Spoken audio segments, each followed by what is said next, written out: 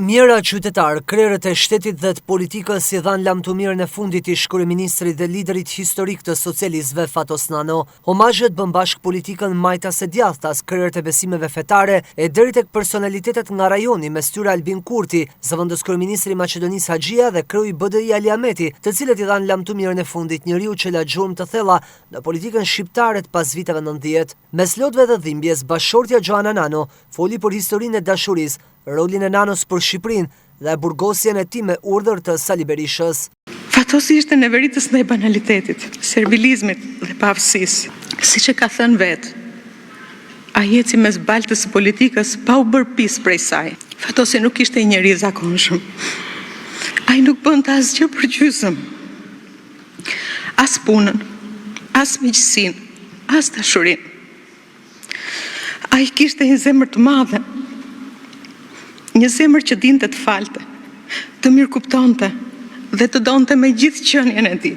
Hakmarrja ishte një cilësi të cilën ai jo vetëm nuk e kishte, por nuk pranonte ta njihte. Më së miri, këtë e dëshmoi në periudhën kur e drejtoi qeverinë menjëherë pas burgimit pa drejtë, kur vendi ishte në prag të përplasjes më të madhe civile. Ishte sjellja e tij që rindërtoi atë që edhe pse nuk duket, është thelbi i jetës së një vendi. Paqja sociale. Në emër të saj, Fatosi solli një frymë të re, që e konsideronte jetën politike jo si përplasje, por si garë dhe konkurrencë, përplasje alternativash dhe jo luftë, por si marrëveshje dhe kompromis. Ai e donte këtë vend me gjithë shpirt.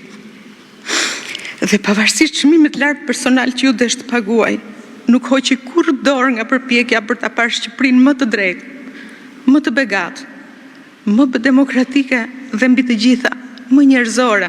Ai besoi gjithmonë se politika shkonte përtej luftës personale. Ai ngrinte ura, nuk ndërtonte mure. Ai mbodhi ide, kulturë dhe qytetari. Ishte i butë dhe hokatar, tolerant me gjithëkënd që mendonte ndryshe, brillant në argument, i ashpër dhe i drejtë kur kërkoi vendim dhe kurajo. Sot i them lam të mirë Timeti dhe faleminderit për trashëgiminë e vyer që na la. Ndërkohë kryeministri Edi Rama tha gjatë fjalës së tij se kujton Fatos Nanon si mik, si udhëheqës dhe njeri që la gjurmë të pashtyeshme në historinë politike të vendit. Burgosjen e kujtoi edhe Rama kur tha se të paskandashur edhe ata që të kalbën në burg. I thon një fjalë: vdis pa të dua. Sa të doja i dashur Fatos të uleshim sonte në një nga ato darkat tona të rralla të viteve të fundit, plot me shijen e ajrit pastruar mes nesh,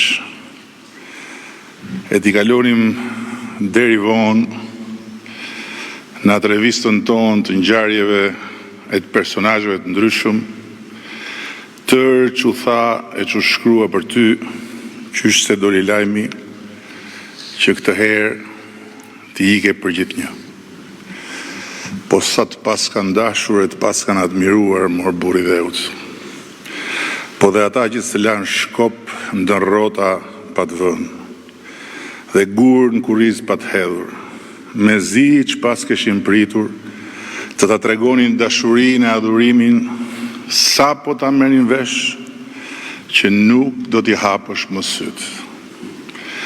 More deri dhe ata që të kallën në burg, duke t'akuzuar si vjedhës, dhe që erdhën të vrasin në zyrë, duke të mallkuar si vrasës, e që të lëshuan mbi fytyrë për vite e vite tëra me radhë, tërë të zezat e gjuhës shqipe, veç ta shije se si ti kanë qëndisur aq bukur fjalët e admiratës tyre. Plasja më vjen që si jemi do të sonte për një darkë që s'do kishte të paguar. Më vjen krejt natyrshëm të mos të them lam të mirë, po thjesht mos vdek shkur Fatos Nano. Në respekt për kontributin e Fatosnanos në jetën publike dhe politike të vendit, 2 nëntori u shpall ditëzie kombëtare, flamujt e institucione shtetërore ulën në gjysmë shtiz. Në fund me nderime, trupi i kryeministrit u përcoll nga Pallati i Kongreseve për në banesën e fundit në Sharr në një ceremoni familjare. Fatosnano ndoroi jetë të premten e 31 tetorit të një prej spitaleve private në Tiranë, ku po qëndronte prej 24 ditësh. Gjendja e tij shëndetësore ishte përkeqësuar pas problemeve kronike respiratore, së fundmi ai posoi arrest kardiake më pas vdekje klinike të trurit. 4 herë kryeministër i vendit, Fatosnano do të mbahet mend si një lider historik i të majtës, vizionar për Shqipërinë dhe një prej figurave më të rëndësishme të politikës gjatë periudhës së tranzicionit.